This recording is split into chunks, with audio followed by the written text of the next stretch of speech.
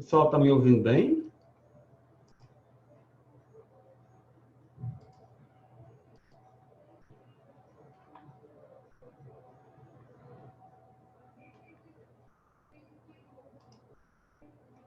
Ok. Só compartilhar aqui minha tela.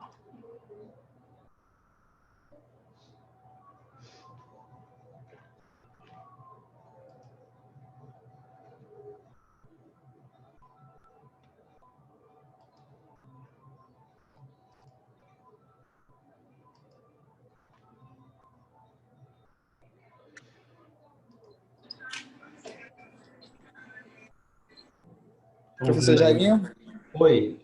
Boa tarde. Tudo Boa já? tarde. Tudo bom? Estão Aí, vendo minha colega. tela? Estão vendo minha tela aí? Tá tudo certo, viu? Dá para ver aí estudo dos gases, boletim. Sim, perfeito. O slide, né? Aham. Ok. Slide, microfone e a câmera. Tudo Tá certo. bom. Tá, beleza. É porque eu estou vendo minha imagem aqui em cima e eu penso que eu estou projetando é outra coisa. Mas tudo bem. Valeu. Obrigado. Vamos lá, pessoal. Boa tarde, todo mundo. Tá? Hoje a gente vai falar um pouco sobre... Vamos dar continuidade, na verdade, né?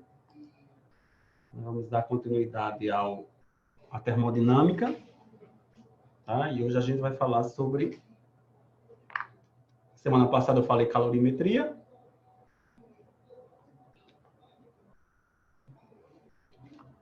Hoje nós vamos falar sobre termodinâmica. Tá?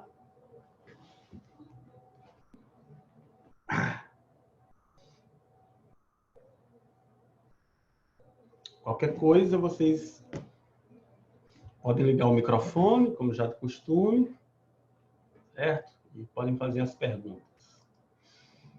Vamos ver, deixa eu olhar só aqui quem é que está online.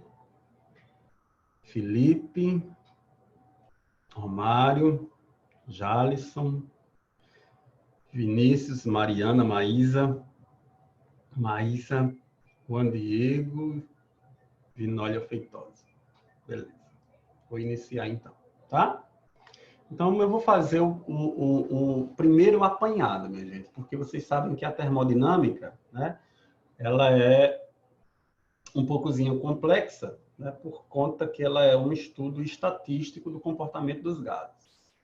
Então, para a gente chegar nas máquinas térmicas, que na verdade é o fechamento da termodinâmica, né, e vocês me pediram isso na aula passada, para me falar sobre máquinas térmicas, né, eu vou falar um pouco sobre os gases, vamos relembrar as propriedades dos gases, nós vamos entrar na primeira lei da termodinâmica. Nós vamos ver até a primeira lei da termodinâmica hoje, tá?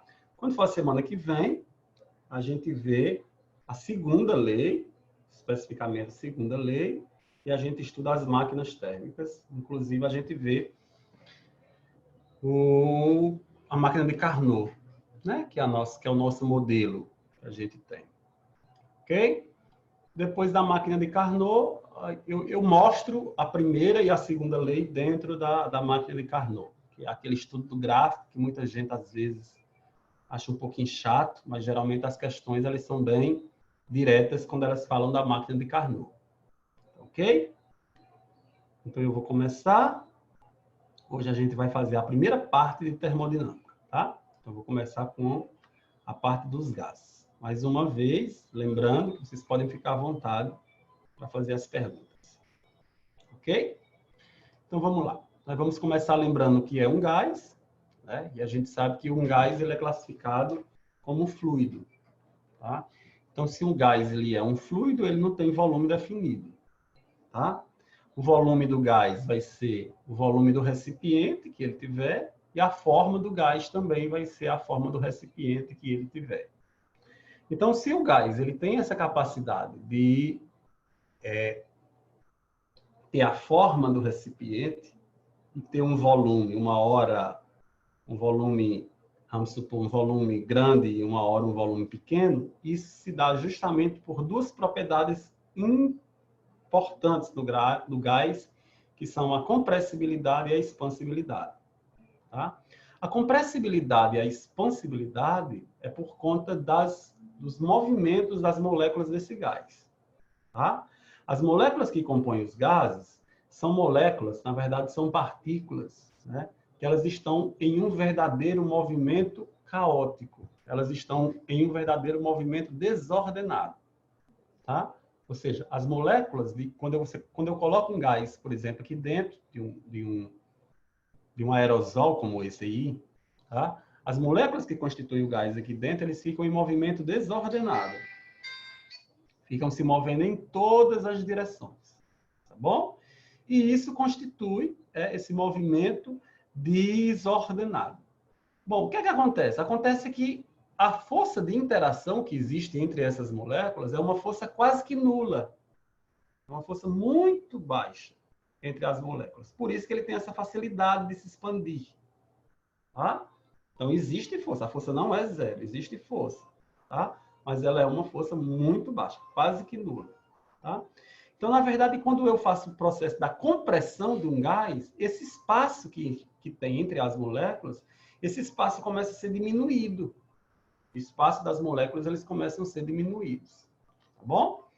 E aí, o que é que vai acontecer? Como esse gás ele está, vamos dizer assim, preso dentro de um recipiente, ele está contido dentro de um recipiente, e esse recipiente tem umas paredes, a gente chama as paredes internas do recipiente, as moléculas do gás que estão aqui dentro vão começar a se chocar contra as paredes do recipiente, tá?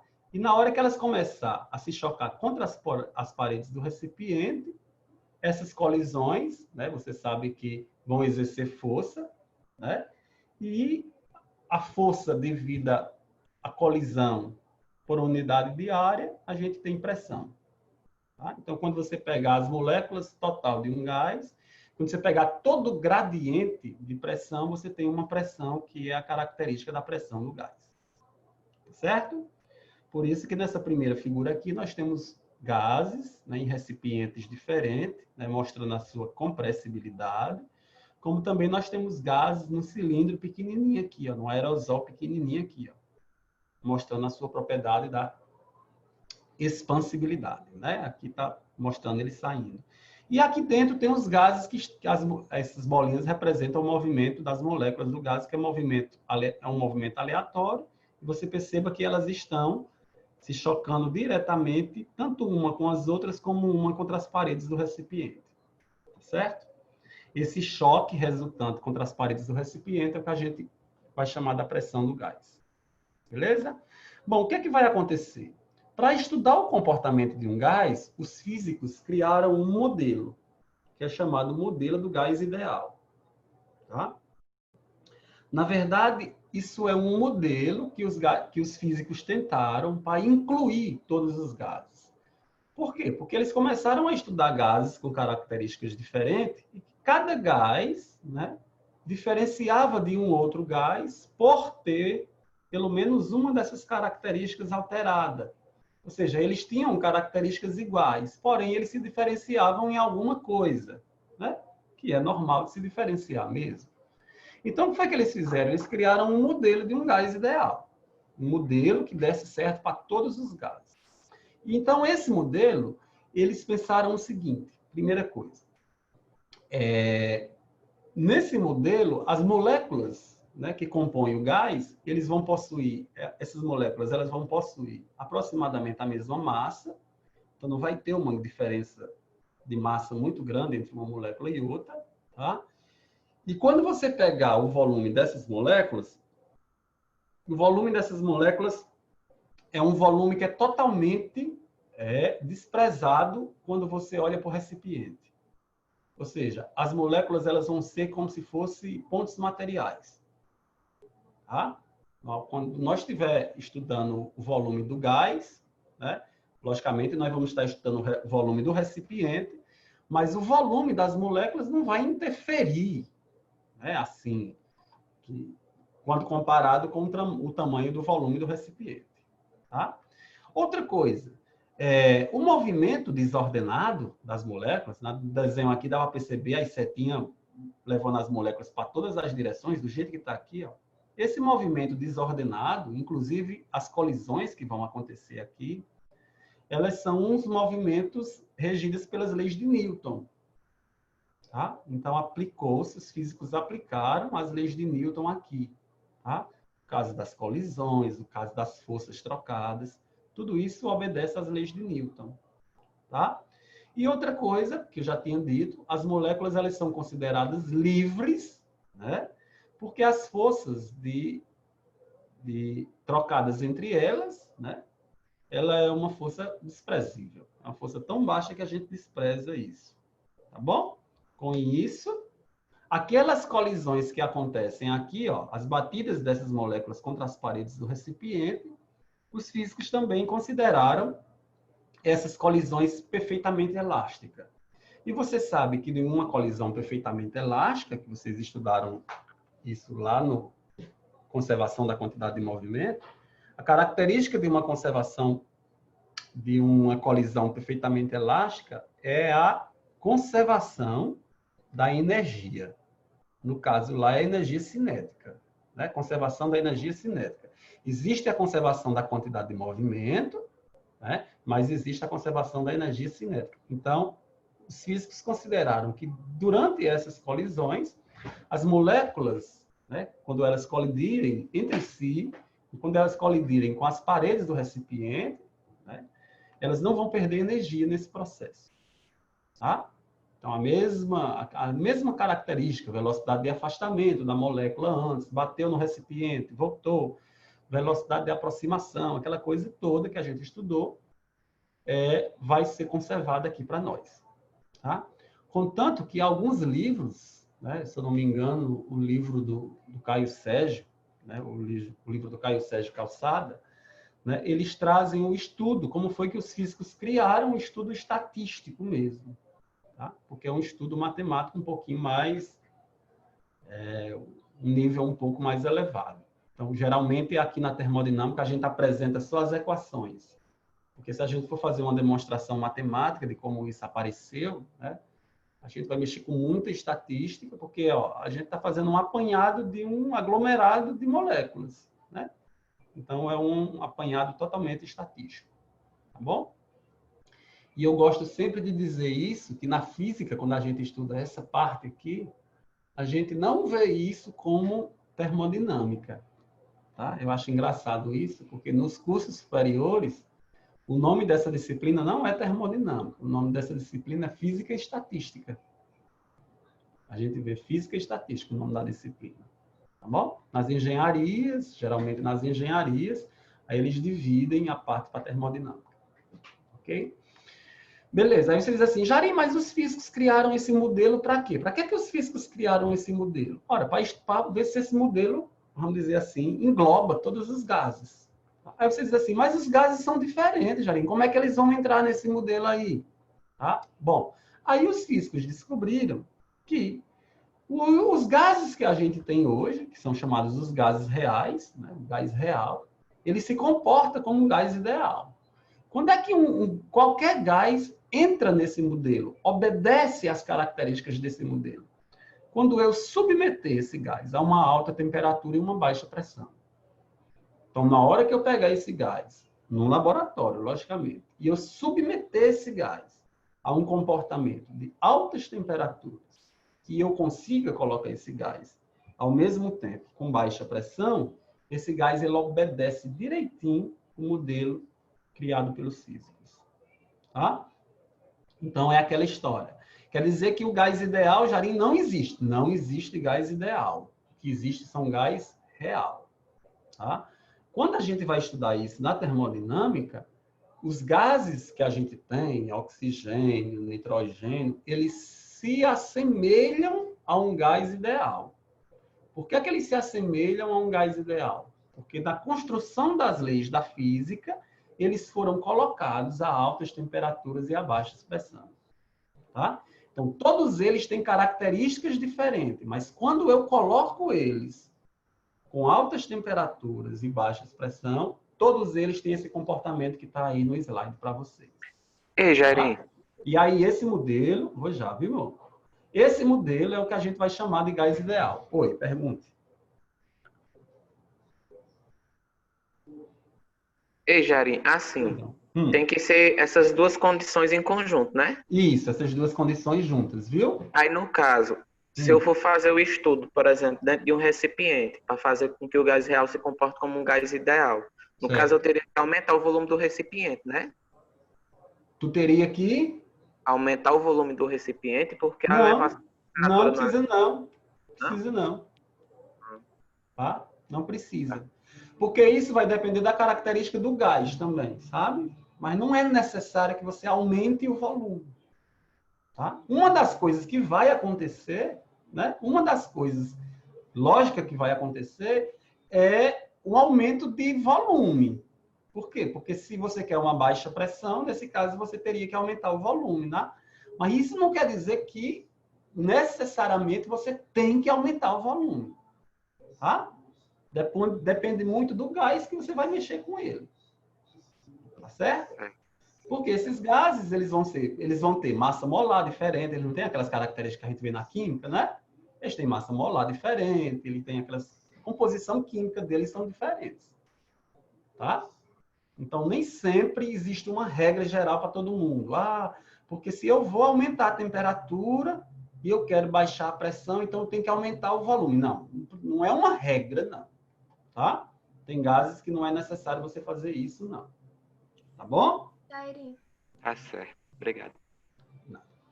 Eu ouvi um Jairinho de Cíntia, bem aí. no caso de um gás real, a colisão é parcialmente elástica? Como é?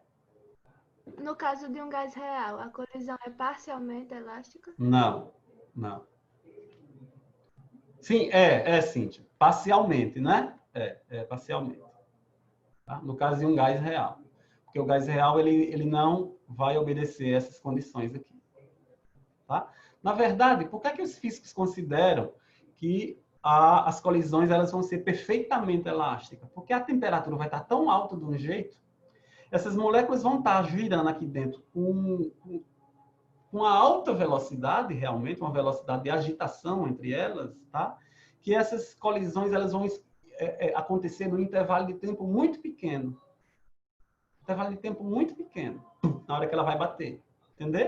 Entendeu? Então, quando a gente vai estudar isso, em termos de uma termodinâmica mais aprofundada, além da gente estudar a energia cinética das moléculas, que eu vou mostrar ela mais na frente, ou seja, além da gente estudar a velocidade média das moléculas, nós ainda estudamos a velocidade quadrática média dela. Tá? Só para tu ver como o modelo é. A gente trata com duas velocidades, a velocidade média das moléculas e a velocidade quadrática média das moléculas. Por quê? Porque é um estudo totalmente estatístico. Tá? Um estudo totalmente estatístico. Certo? Então, assim, é um modelo que os físicos criaram.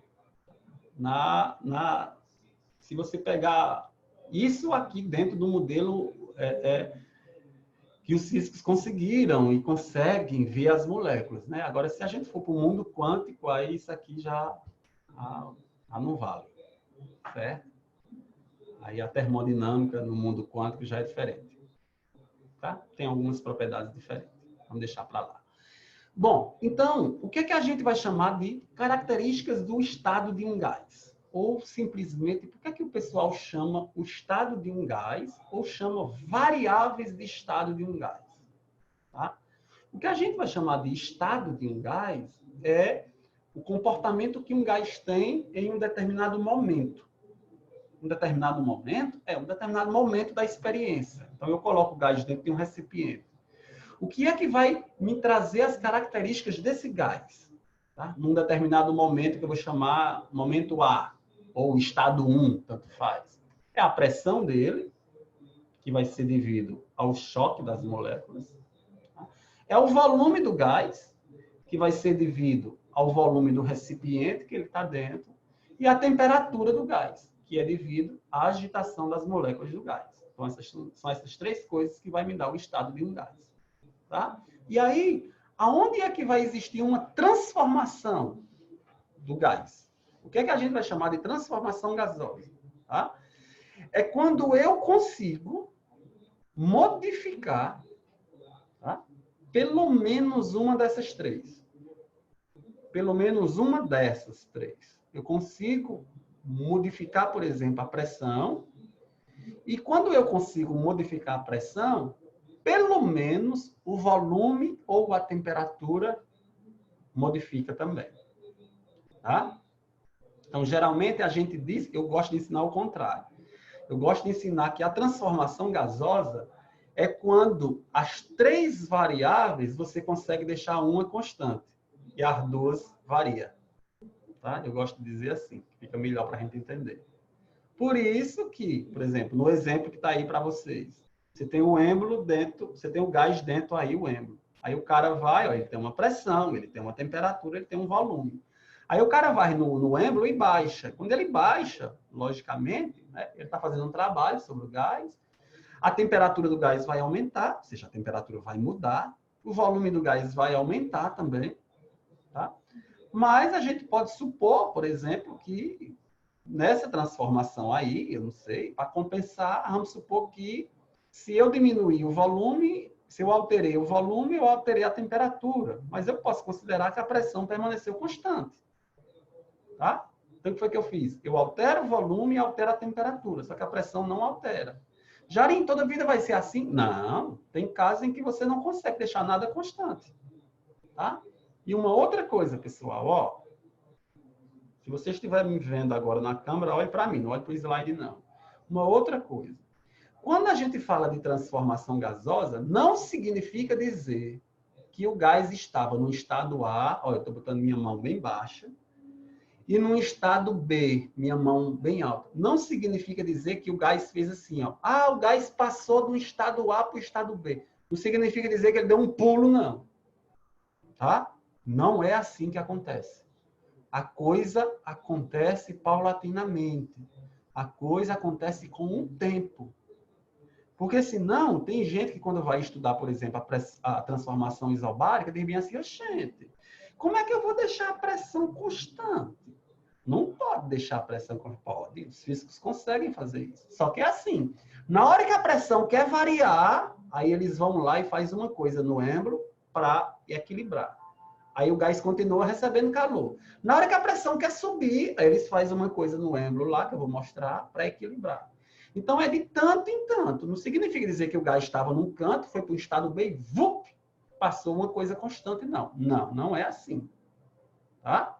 Isso é estágio. Isso são estágios intermediários. Agora, o que é que interessa para nós? O que interessa para nós é o estado inicial dele e o estado final dele. Ah, isso aí é o que significa. O que importa para nós. Tá bom? Mas eu quero que vocês entendam que não é num passe de mágica. Ah, isso demorou e ainda hoje demora, quando você vai mexer com gás dessa maneira. Então, essas três variáveis de estado de gás, né, elas caracterizam justamente o que a gente chama de estado de um gás. Tá? Na química, vocês veem mais bonito isso, né, porque na química vai classificar o gás, né, de acordo nas CNTP, aquela coisa toda. Né? Na física não mexe muito com isso, não, porque na física a gente quer saber o trabalho que o gás realiza. Tá? Beleza. Aí agora o que é que nós vamos fazer? Agora nós vamos para as transformações. Tá? Nós vamos ver os físicos, que são aqueles que estavam lá no início do slide. Nós vamos ver os físicos que conseguiram variar uma coisa. O outro estado variou, mas uma coisa ficou constante. Certo? Que é o que eu disse para vocês que é melhor a gente entender. Então, a gente vai começar com a lei chamada a lei de Gay-Lussac, que é a lei das transformações isocóricas.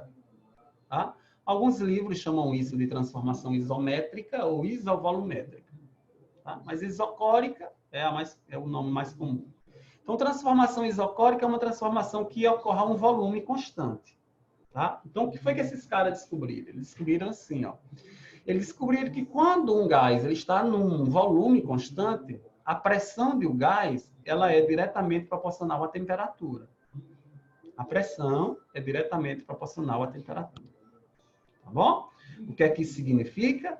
Isso significa que, olha para o desenho aqui embaixo. Ó. Olha para o desenho aqui embaixo. O desenho onde o gás está.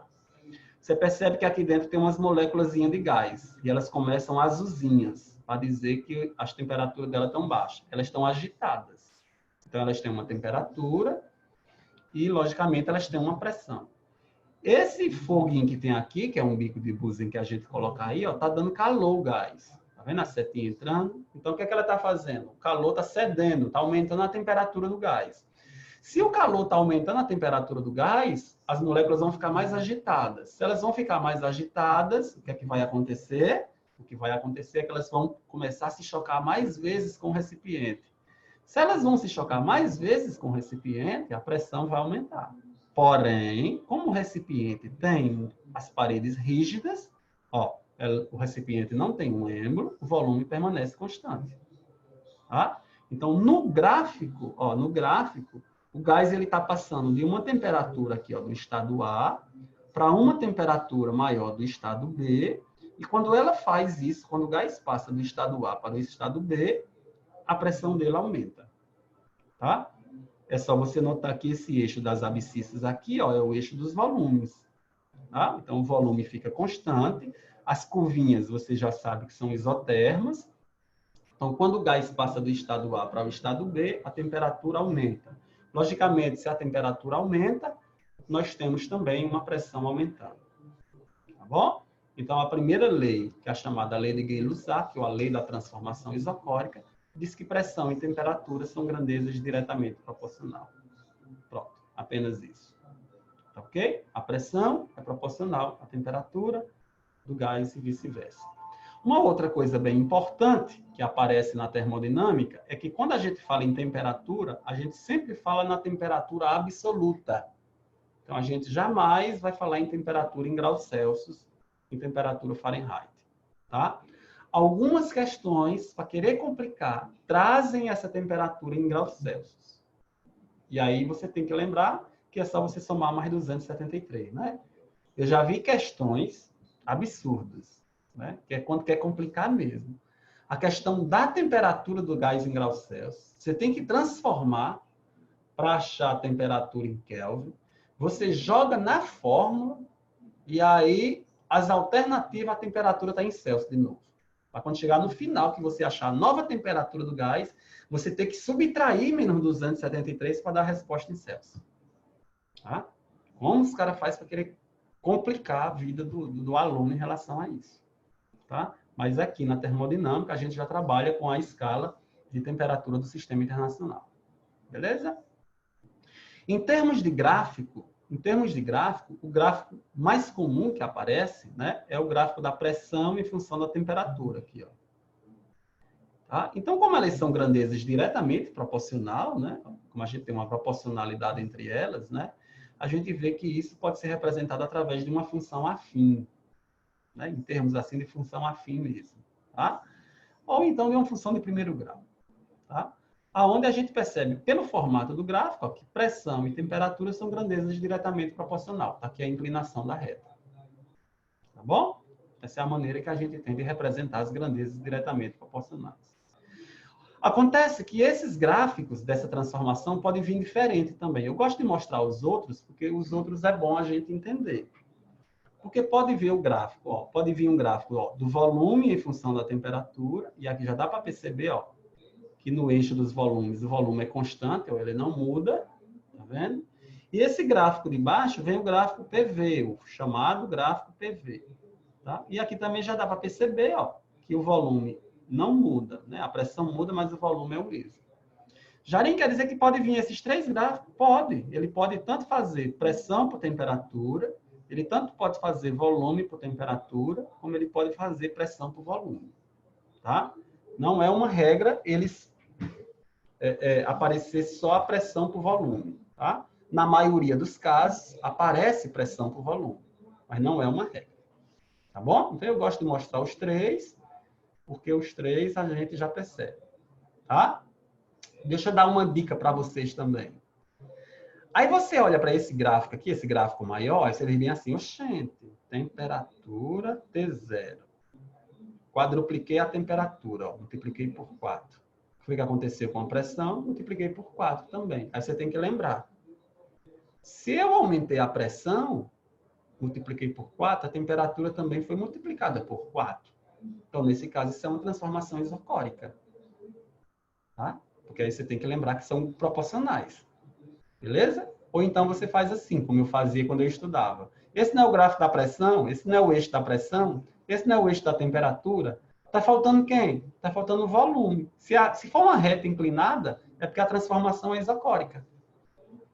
Eu sempre pensava assim, tem um eixo da pressão, tem um eixo do volume, tem um eixo da temperatura. Está faltando quem? Está faltando o volume. Então, se está faltando o volume, se a reta do gráfico foi inclinada, então é porque é uma transformação isocórica. Tá? É porque é constante. É porque é uma função linear. Beleza? Ok. A segunda transformação é a chamada lei de Charles, né?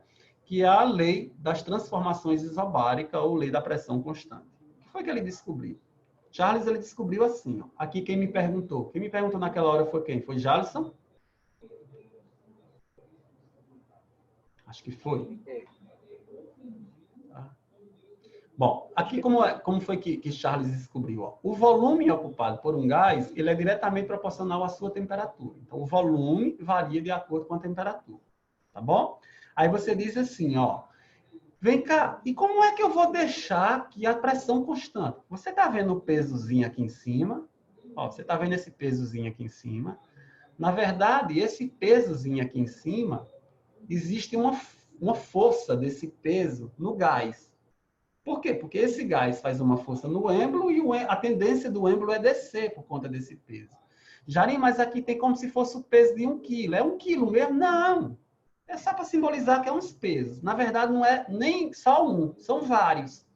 Aí o que é que acontece? Aí a gente vai e esquenta o gás, Jadson, ó. Aí a gente esquenta o gás. Quando o gás começa a esquentar, o que é que vai acontecer? As moléculas vão começar a se agitar mais, eles vão começar a bater mais no recipiente. Quando eles começam a bater no recipiente, eles fazem uma força de dentro para cima. Ou seja, eles fazem uma força de dentro para fora. Então, qual é a tendência do volume? A tendência do volume é aumentar. Ótimo, a tendência do volume é aumentar. Mas a pressão, Jarim, está aumentando, porque ele está batendo mais vezes, porque ele está mais agitado. Ok. Como é que a gente faz para diminuir essa pressão de dentro para fora? A gente diminui a força de fora para dentro. Ou seja, de cima para baixo. Aí os físicos vai e tiram um pezinho desse daqui. Aí tudo se equilibra normal. Entendeu? Porque você tem que entender que já existe uma força no êmbolo, de cima para baixo. E quando as moléculas começarem a ficar mais agitadas, elas vão bater mais vezes no êmbolo. Então, elas vão fazer uma força de dentro para cima. Então, a maneira dos físicos equilibrarem a pressão é os físicos equilibrarem essa força do gás. Tá? A força que o gás faz no êmbolo começa a ser equilibrada com a força desses pezinhos que é colocada aí na tampa. E com isso eles deixam a pressão constante. Entendido? Mais uma vez, logicamente, isso não é num passe de mágica. Tá? Jarinho, como é que fica a característica desse gráfico? Bom, se o gráfico for da pressão pelo volume, tá aqui, ó. Tá? Você percebe que o gás ó, tem um aumento de temperatura, ó, passa da isoterma TA para a isoterma TB, aqui, ó, mostrando. E quando ele faz isso, a pressão permanece constante. Porém, os volumes eles vão aumentar. Tá? Então, se você for olhar no gráfico, ó, o gráfico aqui, ó, aí você olha para aquele jeito que eu ensinei. Tá vendo? Ó? O volume era V0, passou a ser 3V0. Quando o volume era V0, a temperatura era T0, passou a ser 3T0. Então, eu multipliquei o volume por 3, a temperatura foi multiplicada por 3. Então, é a primeira maneira. A primeira maneira é assim. Se o volume triplicou, a temperatura também triplicou. Então, as grandezas são diretamente proporcionais. Se as grandezas são diretamente proporcionais, é porque a pressão é constante. Transformação isobárica. Tá?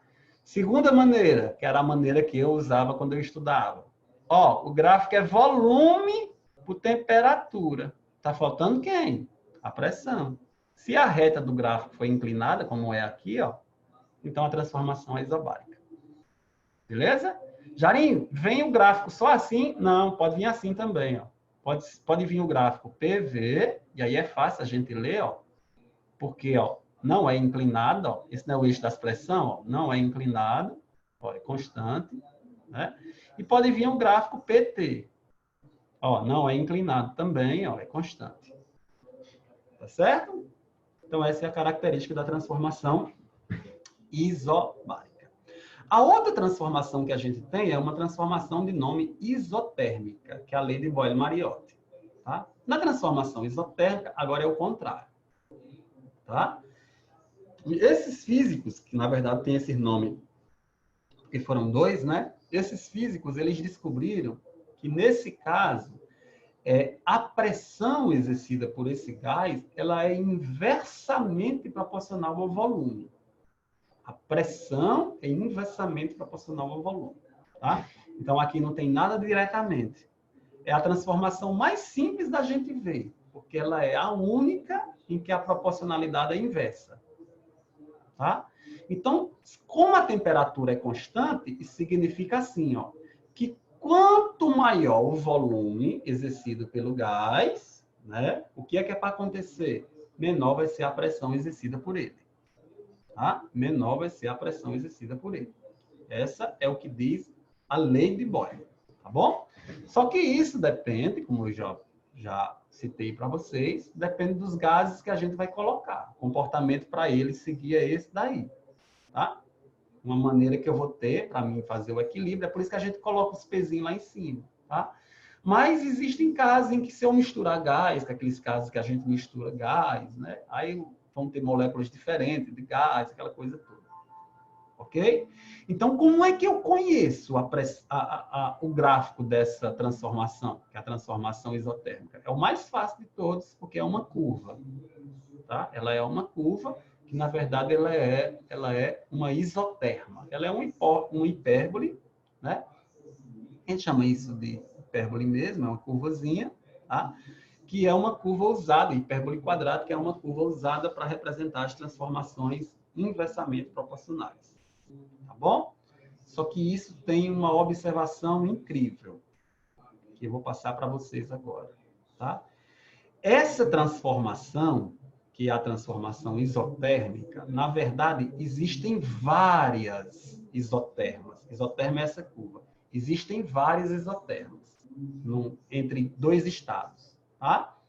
Então, se existem várias, você tem que entender ó, que tem uma bem aqui pertinho do eixo, tem outra bem aqui, tem outra bem aqui. Como eu disse, o gás vai de um lugar para o outro. Vai passar de um estado para o outro. E como o gás vai passar de um estado para o outro, isso não é num passe de mágica. Tá? E isso requer tempo. Então, quando se estuda uma outra transformação, que eu só vou explicar ela lá na primeira lei, que é uma transformação adiabática, quando a gente vai olhar para a transformação adiabática, ela também é uma curva dessa. E aí tem gente que fica sem saber quando é que é a transformação adiabática e quando é que a transformação é isotérmica. A única diferença que existe entre a transformação isotérmica e a adiabática é que a isotérmica acontece em um intervalo de tempo alto. E a adiabática é num curto intervalo de tempo, é ligeiro. Tá? Essa é a diferença. Mas o formato das curvas são praticamente iguais. Tá? Há quem diga, né, há quem diferencie isso até pela inclinação da curva. Tá? Há quem diga que nas transformações a curva é mais inclinada, mas eu não gosto dessa maneira, não. Eu gosto de dizer que o que vai caracterizar é dizer que a transformação foi rápida ou que a transformação foi lenta. Então, se a transformação foi lenta, tá? Como é o caso dessas transformações, ela é isotérmica. E se ela for rápida, ela é adiabática. Tá certo? Jarim, como é que eu vou saber? Aí você tira cara e coroa. Mentira. A questão vai dizer para vocês. Viu?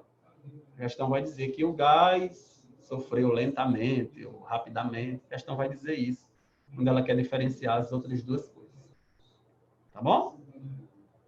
Como é que pode ser o gráfico? Aí o gráfico é conhecido. Aí o gráfico PV é conhecido. Essa curvinha que está de verde aqui é a curva da isotérmica. Só pode ser assim, Jarim? Não, pode ser assim também. O gráfico de P em função de T, aí dá para ver que a temperatura é constante. O gráfico de V em função de T, dá para ver que a temperatura é constante. Tá bom? Eu estou mostrando esses processos assim, todos com os gráficos diferentes, porque as questões trazem gráficos diferentes. Tudo bem? Então, o que é que vai acontecer? Quando eu resumo as três, né? Quando eu resumo as 3 leis, a lei de Boyle, a lei de Charles e a lei de Gay-Lussac, a gente acaba percebendo, né, que nós temos nessas transformações pelo menos uma variável de estado de gás que mudou, que levou à mudança de outra, mas que uma permaneceu constante. Ok? Bom, o que é que vai acontecer? Sempre vai ser assim? Não. Sempre pode acontecer de você não conseguir deixar uma constante. Você fazer com que elas variem, né?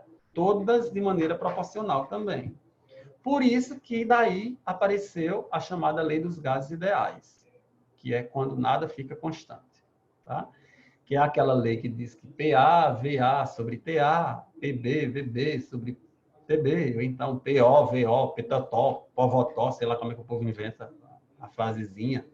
Né? Logicamente, o 1 aqui, ou A, ou 0, representa o estado inicial do gás, e o 1, ou B, ou 2, vai representar o estado final do gás. Tá? Então, como eu não vou tirar gás dentro do recipiente, como eu não vou colocar gás fora do recipiente, como eu não vou retirar gás de dentro do recipiente, né? Então, nesse caso, a gente sempre vai ter um comportamento dessas 3 grandezas sendo constante. Tá? Na verdade, essa lei geral dos gases, ela vem de uma outra lei, que eu vou já falar nela aqui. Tá bom? Tem livros, é por isso que os livros, quando vão ensinar a lei dos gases, eles ensinam logo a geral, e aí eles vão ensinar assim, ó, transformação isobárica, pressão constante. Tira a pressão aqui, aí corta a pressão em P1, corta a pressão em P2, que é igual, aí fica V1 sobre T1. Transformação isotérmica, temperatura é constante. Tira T1 de baixo e tira T2 de baixo. Pronto, fica P1, V1, P2, V2. Mas aí o cara não sabe que P1, V1 igual a P2, V2, quer dizer que elas são inversamente proporcionais. Transformação isoclórica, tira os volumes, porque o volume é constante. Aí fica P1, T1, P2, T2. Né? Mas a criatura não sabe que a pressão dividida pela temperatura significa dizer que eles são diretamente proporcionais. Ok? Então, é por isso que eu gosto de ensinar separado, porque separado a gente vê a própria lei deles. Ok? Bom, por último, ela está aqui, ó, representada aqui, que é a lei de Avogadro. Tá? Esse cabo horroroso, que eu nunca vi um cabo mais horroroso desse na minha vida, esse cabo horroroso que está aqui, né, que é chamado Amedeo Avogadro, né, a contribuição dele foi ele descobrir que por mais que a gente pegue volumes de gases diferentes, tá? E se eu pegar esses volumes de gases diferentes, e se esses gases eles estiverem na mesma condição de pressão e temperatura, que é aquele negócio que a gente chama de CNTP, né? Eles vão ter o mesmo número de partículas. Tá? Então, por exemplo, ó, aqui no primeiro modelo, você tem um gás 1, tá? Que ele tem, nesse gás 1, tá? Um volume de 22,4 litros, e você tem um modelo de um outro gás. Tá? Então, ó, ele tem o mesmo volume, 22,4. Por mais que eles sejam gases diferentes, se esses gases eles estiverem na mesma condição de mesma pressão e eles estiverem na mesma condição de mesma temperatura, tá? Já que eles têm volumes iguais, isso significa dizer que eles terão o mesmo número de partículas. Tá? Que esse número de partículas aqui é o que a gente vai chamar de número de mols dela, né? Ok. Baseado nesse cálculo, ó, a lei geral fica desse jeito. A única diferença é que entra N1 bem aqui, ó, e entra N2 bem aqui. Jarim, nós vamos usar esse negócio? Não, não vamos usar não, porque o gás vai passar do estado A para o estado B. E se o gás vai passar do estado A para o estado B, o número de mols vai ficar constante. É como eu disse, eu não vou tirar nem gás e nem vou botar gás. Tá? Existem questões que tratam sobre isso. Tá? Mas nesse caso específico aqui, não. Eu nem vou tirar gás e nem vou colocar gás. Então, os números de mols vão ser iguais. Então, eu vou cortar o N1 do lado e vou cortar N2 do outro lado também. Tá bom? É só para me mostrar para vocês a descoberta de Avogadro, que é a descoberta hoje muito utilizada dentro da física. Tá? Que, inclusive, esse volume de 22,4 litros, né, que a gente chama da CNTP, ela equivale ao que a gente chama da constante de Avogadro, que é o número de mols de um gás, que é 6, aproximadamente 6,02 vezes 10 a 23 moléculas. Né? Vocês já sabem disso daí também. Tá? Só que se a questão aparecer, aí você já sabe encaixar o número de mols. Ok? Agora eu cheguei no Fera. Tá? Na verdade, tudo isso saiu da cabeça desse homem. Tá? Esse homem aí, que é chamado Paul Émile Clapeyron, ou Clapeyron, como alguém queira falar, o Clapeyron, o que foi que ele fez? Né? Ele estudou o comportamento dos gases, né? Mas o mais engraçado é que ele pegou massas diferentes, né? E de gases diferentes também. Então, ele foi aplicar, ele foi estudar, e ele descobriu que quando ele pegava gases diferentes e você pegava volumes diferentes desses gases, né? Ele descobriu que o quociente da pressão pelo volume dividido pela temperatura do gás sempre dava o mesmo valor. Sempre dava aquele negócio que antes nas equações eu estava chamando de constante. Eu vou voltar aqui só para tu entender. Ó. Aquele negócio que eu chamei aqui de constante, ó, que eu chamei aqui de constante, ó, estão vendo o mouse, né? Ó? Que eu chamei aqui de constante, ó, em todas as transformações, esse negócio que eu estou chamando de constante, na verdade, é uma constante realmente. Clapeyron, ele descobriu que essa constante, ela é universal, ou seja, ela serve para todos os gases. Tá? Inclusive, ele calculou isso. Tá? Ele calculou isso. No sistema internacional, essa constante vale 0,082 atm litro por mol Kelvin, ou a gente pode usar também 8,31 joule por mol Kelvin. Não se preocupe com isso, que isso é aquela constante que é uma constante, né? Então ela vai vir na questão. Tá bom? E esse N? Esse N vai ser o quê? Esse N é o número de mols, tá? Isso aqui é o número de mols que o gás vai ter. OK? Então aquilo que aparece de constante nas fórmulas passadas é justamente essa parcela aqui, ó, NR. Porque N é constante, é o número de mols que o gás vai ter, não vai mudar. O gás está dentro do recipiente. E o R é justamente o valor que ele descobriu. Tá beleza? Então, a lei de Clapeyron, ela foi descoberta dessa maneira. Isso aqui é o que pode variar. Ó. A primeira parte da equação é o que pode variar. O P pode variar, o V pode variar, o T pode variar. Ou então, o P pode ficar constante, o V pode ficar constante, ou o T pode ficar constante. Tá ok? Como é que os livros fazem? Os livros pregam esse T que está aqui do lado no denominador e eles acabam jogando o T para o outro lado e ele passa multiplicando, né? Aí fica aquela famosa fórmula PV igual a NRT, né? Que eles fazem. Para o vestibular, nunca rezei tanto, né? E criam aquelas frasezinhas bonitinhas para você saber. Tudo bem? Então, essa é a equação geral dos gases. Essa aqui é a geral mesmo. A geral é essa daqui. Tá? Só que a gente faz diferente. E aí, tudo bem? Chat, alguma pergunta? Já vou passar para a segunda parte dos gases. Alguma pergunta? Não, né? Posso seguir? Cadê o bicho do chat? Onde é que eu olho aqui? Apareceu um bicho aqui que falaram aqui. Eu só sei quando alguém me chama aqui. Tudo bem, né? Beleza. Qualquer dúvida, liga o microfone e pergunta, viu? Todo mundo. Romário está hoje na aula. Tudo bom, Romário? Cadê ele? Deixa eu ver se ele está.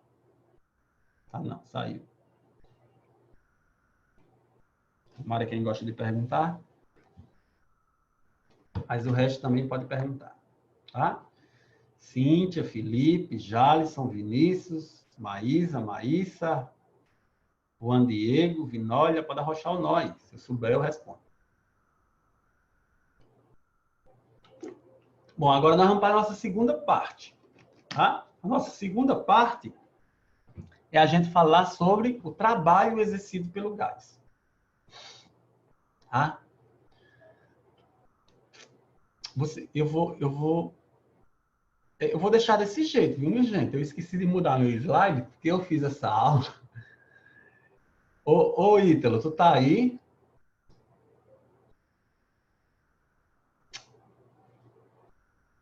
Para ver se eu não vou ter problema. Acho que não, né? Sabe por quê? Porque essa segunda parte da aula, tá, é uma aula que eu preparei para os meninos do Padre Viana, do segundo ano Padre Viana. E aí, nos slides, como eu só fiz juntar a segunda parte no primeiro, vai aparecer Colégio Padre Viana nos slides. Tem algum problema, minha gente? Se tiver, aí vocês me dão um tempo e eu tiro o nome do colégio lá em cima. Acho que não. Vocês acham que não tem problema? Eu acho também que não. Não. Ítalo não está me ouvindo, é porque está sendo gravado, né? É porque eu preparei a aula. A aula está tão bem bonitinha, preparada, está tão bem explicadazinha, ó, que vai aparecer aqui em cima. Ó, Colégio Padre Viana, segundo ano, tá vendo? Ó? Eu acho que tem problema não, né? Tem nada. Qualquer coisa, bota aí na minha conta. Vai. Eu sou professor de lá também. Vamos nós. Então, olha para cá. Então, nós vamos ver agora como é que dá a primeira parte da termodinâmica agora. Então, tudo começou com a experiência que esse senhor aqui fez. Tá? Esse cara aqui chamado Joule, né? James Prescott Joule. Ele conseguiu descobrir, tá? Através das experiências dele, ele começou, primeiramente, que ele quebrou um negócio que na época ninguém conseguia explicar, porque o pessoal achava que calor era um fluido. E ele acabou chegando dizendo que calor não é fluido, tá? Calor é um tipo de energia. E como foi que ele descobriu isso? Uma das coisas que levou Joule a descobrir isso foi furando canhão. Ele não era físico, viu, minha gente? Ele não era físico, como também ele não era engenheiro. Ele era como se fosse um mecânico da época. Tá? Mas era cientista. Para mim, era cientista. Tá? Então, o que foi que ele fez? Ó? Ele era estudioso, né? Ele começou furando canhão. Ele construía canhão e quando ele fazia o molde do canhão todinho, ele tinha que furar o buraco para botar o pavio do canhão. E quando ele ia furar o buraco com um pavio para botar o pavio do canhão, não tinha furadeira na época. Então ele tinha que usar trabalho braçal mesmo. Então ele usava como se fosse uma chave de fenda para ir forçando para o aço lá e tentando bater para o aço, fazendo um buraco no aço. Quando ele fazia isso, minha gente, ele notava que o danado esquentava. Esquentava tão de um jeito.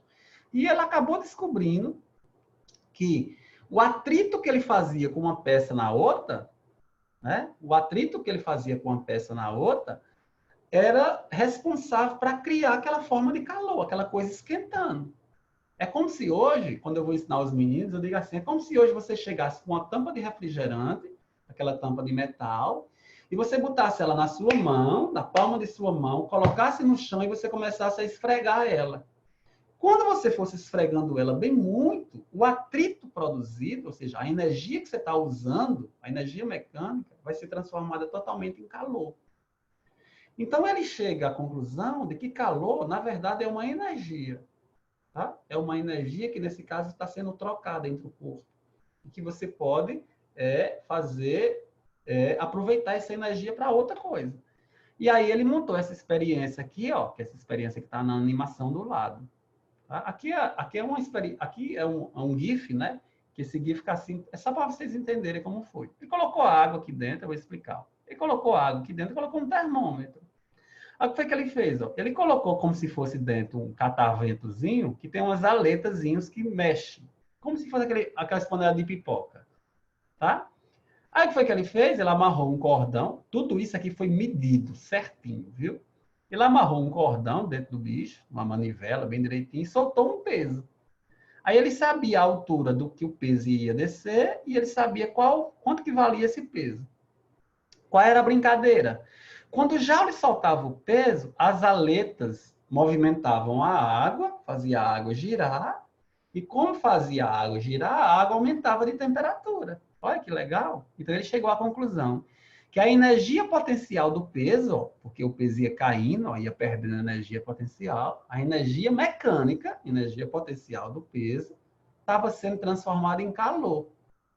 Estava servindo para aquecer a água, para aumentar a temperatura da água. Tá? Com isso, ele criou o que a gente chama de o equivalente de calor. Esse equivalente de calor, ele vale hoje, o que a gente chama a energia correspondida a 1000 calorias. Né? Ou seja, o que no sistema internacional a gente hoje chama de 4,18 joules.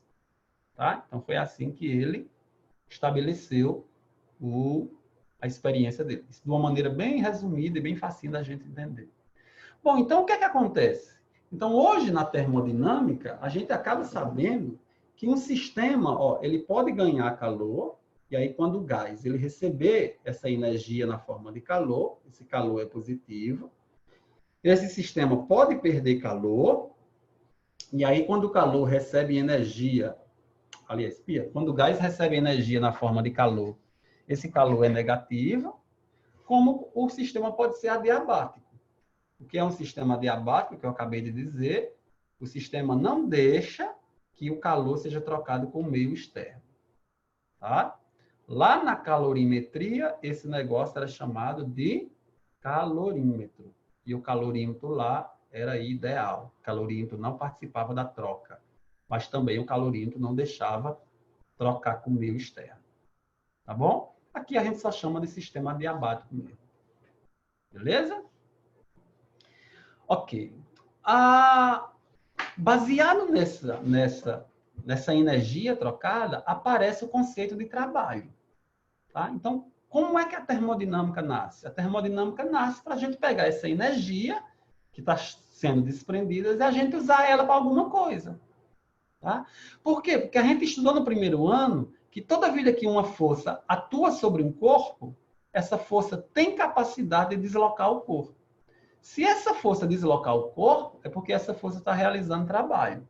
Não é assim? Então, aqui é do mesmo jeito. Olha para a figura para eu te explicar agora. Ó. Tu tá vendo que aqui tu tem uma caldeira. Aí, ó, tu tem um recipiente com água. Aqui embaixo tem um fogo, ó, que é a fonte térmica. Aí, o que é que vai acontecer? Ó? Ele vai esquentar a água vai evaporar, ó. O vapor vai sair por aqui, ó. Tá vendo? Vai passar por essa válvulazinha espremida. Quando o vapor chegar aqui, ó, que ele chegar a alta temperatura, o vapor vai exercer uma pressão nesse êmbolo aqui, ó. Aí esse êmbolo vai andar para frente, ó. Ele vai se deslocar para frente. Quando ele se deslocar para frente, ó, ocorre o trabalho. Vala-me Deus, Jarim, quem é que está jogando o êmbolo para frente? É o gás. Por isso que a gente diz o trabalho é exercido pelo gás. Então, eles aproveitaram que o gás pode fazer força, vamos pensar assim, e eles botaram o gás para empurrar alguma coisa. Então, o gás vai e desloca o êmbolo. Aí, junto do êmbolo, ó, eles juntaram, por exemplo, uma manivela aqui, ó, que pega numa roda, que é responsável para botar a roda para girar. Tá? Só que esse vapor vai servir só para empurrar o êmbolo para frente. E esse vapor não vai me servir mais. Então, ele vai passar aqui por uma outra válvula, ele vai sofrer uma condensação, que ele passa pelo condensador, né? Vai esfriar. Essa água vai voltar para a caldeira de novo e o sistema vai acontecer. Tá? O sistema vai acontecer. Ou seja, a queima do combustível aqui vai aquecer a água, né? Vai produzir o vapor vai empurrar o pistão, vai realizar trabalho e vai produzir o movimento das rodas. Foi assim que se deu a Revolução Industrial, foi assim que nós tivemos a construção das máquinas térmicas. Tudo bem?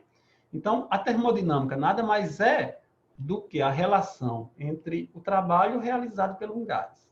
É você pegar o calor e conseguir com que o calor de um gás seja transformado em energia mecânica. Tá bom? Então, nesse caso, né, quando você pega um gás que está dentro de um cilindro, como está aqui, ó, tá? Quando a gente fala de êmbolo, o êmbolo é essa parte da seringa, como se fosse a parte da seringa que pode subir livremente. Então, ou o êmbolo sobe ou o êmbolo desce. Tá?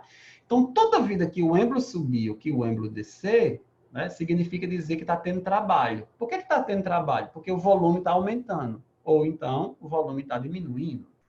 Tá? Então, ocorre uma variação no volume do gás. Então, a lógica é bem assim. Toda vida que o gás aumentar de volume, tá? Toda vida que o gás empurrar o pistão para cima, toda vida que o gás empurrar o êmbolo para cima, tá? Significa dizer que está havendo um aumento de volume. O volume final é maior que o inicial, então o trabalho é positivo. E toda vida que alguém chegar e diminuir o volume do gás, e aqui a gente imagina um dedo ou a mão apertando aqui em cima, ou eu colocando um pezinho aqui em cima, o volume vai diminuir. Então, toda vida que o volume diminuir, significa dizer que o volume final é menor que o volume inicial. Então, nesse caso, é um trabalho, só que não é o gás que está realizando, o gás está sofrendo trabalho. Tá? Ou então a gente diz que é o meio que está realizando trabalho. Ok? Em termos de sinais, como é que a gente vê isso? Em termos de sinais, a gente vê isso por conta das moléculas. Então, olha para cá, que bonito que vai acontecer. Ó, quando você pega um gás, que o gás sofreu uma expansão, né, e aqui eu estou considerando a expansão isobárica, você percebe que as moléculas estão aqui se movendo, ó, elas estão batendo na tampa do recipiente, aquilo que eu te disse, ó, e elas estão fazendo uma força no recipiente para cima. Tá? Então, essa força exercida pelas moléculas do gás, logicamente nessa tampa, no êmbolo, ela tem uma área, o êmbolo vai se deslocar. Ó. Então, ó, a força exercida é no sentido do deslocamento. Então, isso significa dizer que está havendo um aumento de volume. Ok? Então, nesse caso, ó, as moléculas, nesse caso, elas estão ó, batendo na tampa do recipiente e elas estão voltando com uma velocidade menor. Por quê? Porque o êmbolo está subindo. Tá? Então, em termos de energia, e agora eu estou falando em termos de energia, quando ocorre essa expansão do gás, né, ocorre uma perda de energia do gás na fórmula de trabalho. Por que que ocorre uma perda de energia do gás na fórmula de trabalho? Porque a molécula vem com uma certa velocidade, então ela bate no êmbolo e ela sai com uma outra velocidade, com uma velocidade sempre menor. Então, significa dizer que como essa molécula é responsável para jogar esse êmbolo para cima, então ela vai sair com outra velocidade. Por quê? Porque parte da energia fornecida por essa molécula na primeira velocidade vai servir para jogar o êmbolo para cima. Tá certo? Então, é por isso que a gente diz que o gás perdeu energia, mas foi na forma de trabalho. Na forma de trabalho. Não esqueça isso. Tá? Então, nesse caso, o trabalho vai ser positivo. Por que que o trabalho vai ser positivo? Ó, porque a força e o deslocamento têm a mesma direção e o mesmo sentido. Do mesmo jeito que acontece lá no primeiro ano. Tá? Ou seja, o volume aumentou. No segundo caso, é o caso da compressão. Aí você tem ó, o êmbolo aqui em cima, você tem a força fazendo nele, as moléculas batendo uma força nele. Aí você chega aqui e você faz uma força de cima para baixo. Ó. Aí o êmbolo desce. Aí agora o deslocamento do êmbolo é para baixo, tá vendo? Ó, o volume diminui. E a força das moléculas? A força das moléculas está de baixo para cima. Em termos de energia, você percebe ó, que as moléculas vão vir com uma velocidade, e como o êmbolo está descendo, é como se ele desse uma raquetada nas moléculas, como ele fizesse uma força nas moléculas. Então, nesse caso, o êmbolo está transferindo energia para as moléculas do gás. Então, as moléculas vão sair com uma outra energia, com uma outra velocidade. Então, nesse caso, na compressão, o gás ele recebe energia na forma de trabalho, certo? E o trabalho vai ser negativo. Tá? Isso vai ser bem importante lá na primeira lei da termodinâmica. Tá? Porque é assim, se o volume do gás aumentar, significa dizer que o trabalho é positivo, mas ele perde energia na forma de trabalho. E se o volume do gás diminuir, o trabalho é negativo, o gás está sofrendo o trabalho, mas ele ganha energia na forma de trabalho. Tá certo? Por isso que, se você lembrar a primeira lei da termodinâmica, tem um sinal negativo lá para nós. Ok? E Jairinho, Oi. assim, quando não está havendo nem compressão, nem esse outro coisa aí que eu esqueci o nome. Não há trabalho, né? Não há trabalho. Não, só há trabalho. Ó, tu lembra lá do quando tu estudou no primeiro ano, que o professor disse que só há trabalho se houver deslocamento? Trabalho não é força vezes deslocamento, né? Se trabalho é força vezes deslocamento, significa dizer que só tem trabalho se a força conseguir deslocar o corpo. Aqui é do mesmo jeito, viu? Só vai existir trabalho se o êmbolo ou subir ou descer. Ou seja, se o volume aumentar ou o volume diminuir. Se o volume ficar constante, não tem trabalho não, viu? Não tem trabalho não. Que isso nós vamos ver lá na frente, viu? Semana que vem nós vamos ver, no caso, quando o volume fica constante. Ok? Eu vou falar nisso daqui a pouco, tu vai ver, vai aparecer aqui. Aqui, ó. Tá vendo, ó? Então, aqui é a regrinha geral, ó. Se o êmbolo subir, o trabalho é positivo. Se o êmbolo descer, ou seja, o volume diminuir, o trabalho é negativo. Como o trabalho é a força vezes o deslocamento, e a gente sabe que a força é a pressão vezes a área, né? Área vezes deslocamento é volume, ó. Por isso que fica essa fórmula aqui, ó. A famosa fórmula do trabalho do gás. Tá? Mas isso aqui só vale se a transformação for isobárica. Se eu deixar a pressão constante. Beleza? Por isso, quem foi que me perguntou lá nos gases? Por isso que isso não é uma lei geral. Não é sempre que acontece. Tá? Não é sempre que acontece. Aqui dá certinho, bonitinho. Tá? Mas não é sempre que acontece assim. Então, a regrazinha. Se o volume final for maior que o volume inicial, ou seja, se o volume aumentar, o trabalho é positivo. Se o volume final for menor que o volume inicial, o volume diminuiu, o trabalho é negativo. Tá? O trabalho vai ser medido em Joule, pressão vai ser medida em Pascal, que é Newton por metro quadrado, e a variação do volume vai ser medida em metro cúbico. Tá?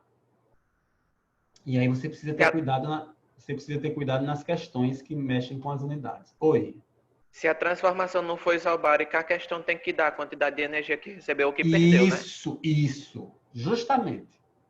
A questão vai ter que dar para mim outra informação. Tá? Ela vai ter que dizer para mim. Por isso que é importante esse negócio aqui. Beleza? E aí, quando você pega a relação do trabalho do gás e você bota no chamado gráfico PV, que esse gráfico PV, quem inventou foi aquele cabra lá, o Klepper-1, por isso que eu chamo ele de diagrama de Klepper-1, tá? Quando você pega o gráfico do gráfico PV, quando a pressão for constante, você aplica a fórmula, tá? Você aplica essa fórmula aqui, ó, se a pressão for constante.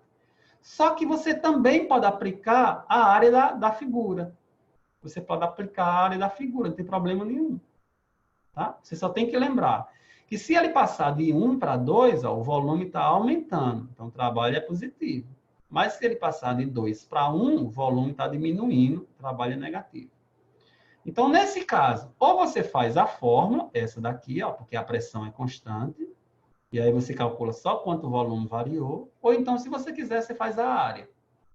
Tá bom? Aí você diz assim, Jarim, isso é para pressão constante. E se ela for variável? Aí, se ela for variável, por exemplo, se ela estiver indo de 1 para 2 ou de 2 para 1, aí você calcula a área da figura. Tá? Para não ficar assim, uma regra para um, uma regra para outro, Jari ensina logo assim, ó. Apareceu o gráfico PV, calcula a área, para achar trabalho. Porque a área serve tanto para se a pressão for constante, como se a pressão for variável. Tá? A área serve para as duas coisas. A única coisa, Jalisson, que você tem que ficar ligado é como a transformação está acontecendo.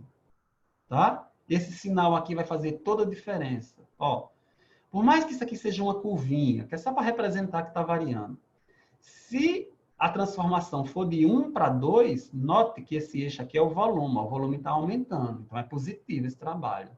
Mas se a transformação for de 2 para 1, ó, o volume está diminuindo. O trabalho é negativo. O sinal do trabalho é negativo. Tá? Isso faz toda a diferença lá na primeira lei. Tá? Pelo amor de Deus, não esqueça isso não. Ok? Beleza. Então, aqui, ó, o que você me perguntou, Jadson. Se você tem uma transformação onde o volume permanece constante, ó, ou seja, o gás está aqui, ó, no ponto E. Sofreu uma transformação lá para o ponto F. Ou seja, a pressão variou, mas o volume não variou, ó, não tem área, rapaz. Tem como calcular a área desse negócio aqui que não tem figura formada, não tem área. Tá? É o gráfico PV. Então, quanto é o trabalho de E para F? 0. Não tem, não. Trabalho não. Por quê? Porque o volume não variou. Tá? Ou então, quando você tiver uma transformação assim, ó, pressão pelo volume, que você tiver dois caminhos, as questões gostam de botar isso, né? Por exemplo, ó, o gás está no ponto A e ele vai lá para B. Só que ele pode ir para B por dois caminhos. Ele pode ir para B fazendo o caminho A, C, B, ou seja, caminho 1, como ele pode ir para B indireto, ó, pelo caminho AB, fazendo o caminho 2, tá? Aí a criatura olha, aí a questão vai e pergunta bem assim, ei, aonde é que o trabalho é maior? Onde é que o trabalho é maior? Ora, o trabalho vai ser maior aonde a área vai ser maior. Se você olhar para a área formada na figura do caminho 2, ó, essa figura aqui, ó, ela é um trapézio. Tá vendo? Então, a área dela é só essa área pintada, só essa área achurada. E se você olhar a área formada pela figura, pelo caminho 1, ó, é um retângulo. Ó, olha ela aqui, ó, um retângulo. Então, essa área é todinha. Então, como a área formada pela figura do caminho 1 é maior do que a área formada pela figura do caminho 2, então o trabalho de ACB é maior que o trabalho de AB. Ok? Por quê? Porque a pressão está variando. Se a pressão está variando, nós vamos calcular a área. Então, como é que nós vamos saber quem é que tem a área maior? Ora, quem... Aliás, como é que nós vamos saber quem é que faz o trabalho maior? Ora, quem tiver a área maior. Tá certo? Então, às vezes, nem precisa você fazer a conta. É só você olhar para a figura. Você olha qual é a transformação. Quem tiver a área maior, você já sabe que tem trabalho maior. Até aí tudo bem, pessoal? Tudo ok? Tá. Tem alguma pergunta? Assim eu encerro a minha primeira parte que eu queria falar. Vai, pergunta.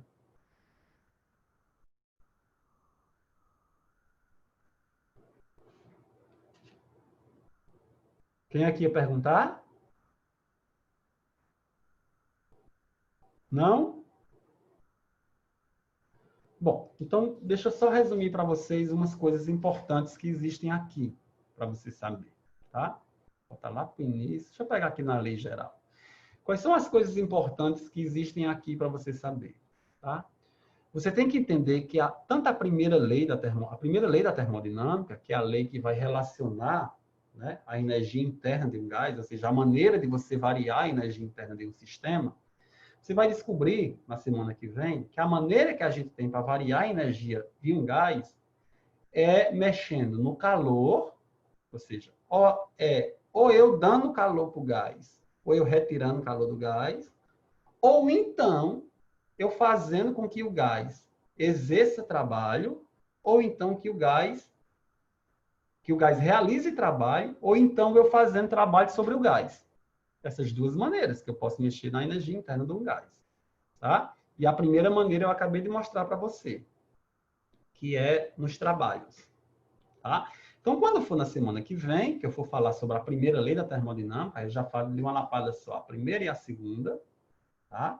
Quando eu falar sobre a primeira lei da termodinâmica, aí vocês vão ver, na verdade vocês já viram e vocês vão rever que essa lógica do gás ganhar energia, porque a primeira lei ela fala totalmente em energia, porque nós vamos estar falando de energia interna, nós vamos estar falando de calor, que é energia, nós vamos estar falando de trabalho, que é energia também. Tá? Então nós vamos ver como é que um sistema ganha ou cede energia, né, durante uma transformação, nessas três formas: calor, trabalho e na energia própria que ele tem, que é chamada de energia interna. Nós vamos ver como é que se dá essa modificação.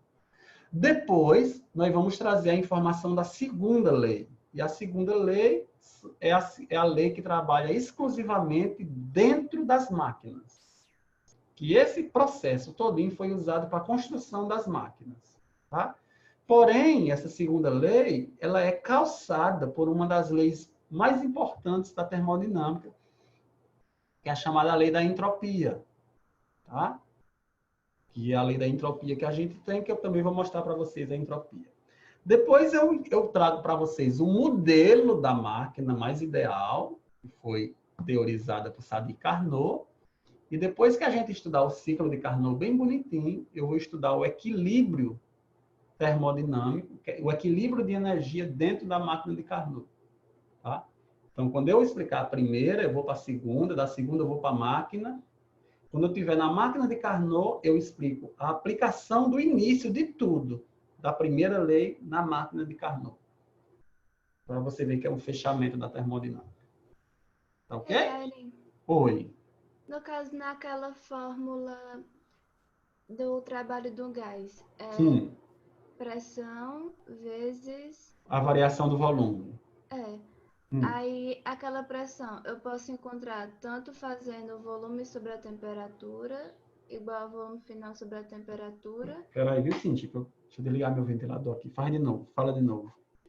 Eu posso encontrar pela lei geral e calculando só com o volume e a temperatura também. Bom, para você achar a pressão aqui, tu quer saber aqui, né? Ó, deixa eu passar. Tu quer saber essa pressão aqui? É, Se ela variar, é isso. assim? Se a É, pressão for variável, se a pressão for variável, a gente vai. Uma das maneiras que a gente tem de achar é a área do gráfico, tá? Mas assim, em termos numéricos, se a questão não trouxer gráfico, a maneira que a gente tem para encontrar a pressão é aqui, ó, é a lei de Kleiper-Rum. Cadê ela? Aqui, ó. É aqui, Cíntia, ó. Tá? Porque é a lei geral, tá? Aí, logicamente, a questão vai dar o número de mols, vai dar a constante, vai dar o volume, você vai achar só a pressão aqui. Entendeu? ok. Porque essa transformação aqui, ó, para você achar a pressão aqui, P1, V1, T1, V2, é só para você ver como é que o gás se comporta. Só como o gás se comporta, tá? Mas você vai ver aí, em outras questões que a apostila tiver aí, ou que você for tentar resolver, que quando a gente quer, no sistema termodinâmico, quando a gente quer encontrar a pressão de um gás em um ponto, a pressão do gás no outro ponto, a gente recorre a Kleiper-Rum. A gente usa essa daqui.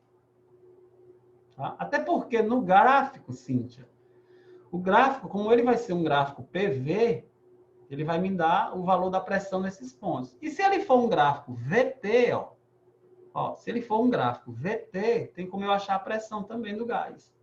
Eu aplico Kleiper-Rum no ponto do gás, no ponto inicial, aplico Kleiper-Rum no ponto final do gás, não tem problema nenhum. Tá bom?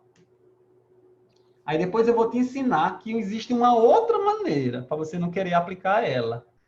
É você mexer no gás, na energia interna do gás, que é aquele ΔU, a variação da energia interna do gás. Aí aparece uma outra teoria que os físicos criaram, que é chamada teoria cinética dos gases, que é o que eu vou iniciar na próxima aula. Beleza? Tranquilo? Agora é com vocês, tá? Tomara que vocês tenham pegado aí alguma coisa, relembrado alguma coisa. As intenções da aula são essas, tá?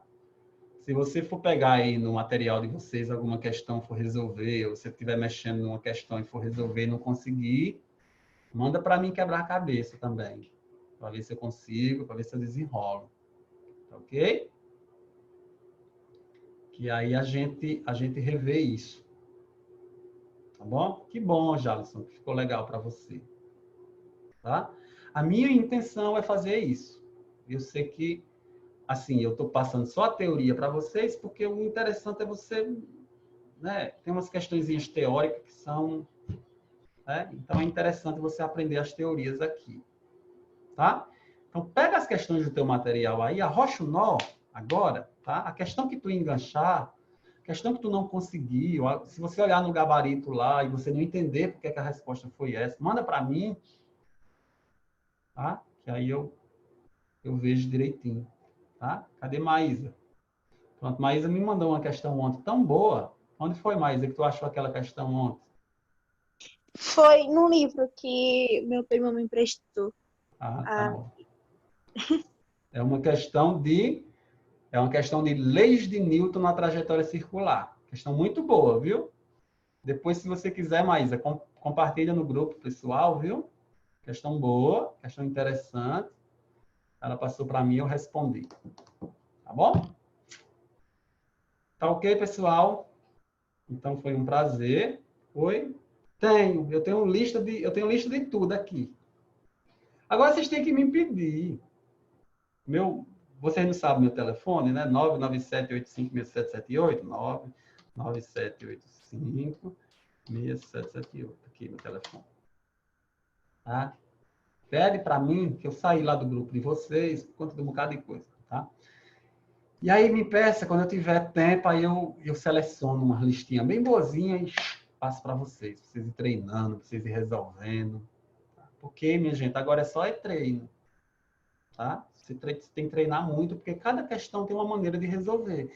E aí você vai vendo as maneiras de resolver, e você vai pegando as mães da questão, que os professores chamam isso dos bizus das questões. Tá? Mas sem deixar a teoria de lado. Tem que saber o que é que está fazendo. Não é só chegar e botar PV igual a NRT, não. Calma. Você tem que saber quando é que aplica PV igual a NRT.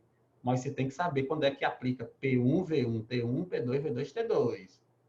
Tá? Para não ir confundindo as bolas. Por isso que a aulinha de teoria é boa e eu prezo muito por isso. Tá ok? Então, tchau, até a próxima. Aguardo vocês, tá? As dúvidas de vocês. Um abraço, até a próxima semana. E eu não sei desligar esse bicho. Ai, Ítalo, engraçado. Cadê ele? Corre, Ítalo. Minha Nossa Senhora, eu fico perdido aqui. Eu digo nada. Desliga o computador aqui e pronto. Fechar o vídeo.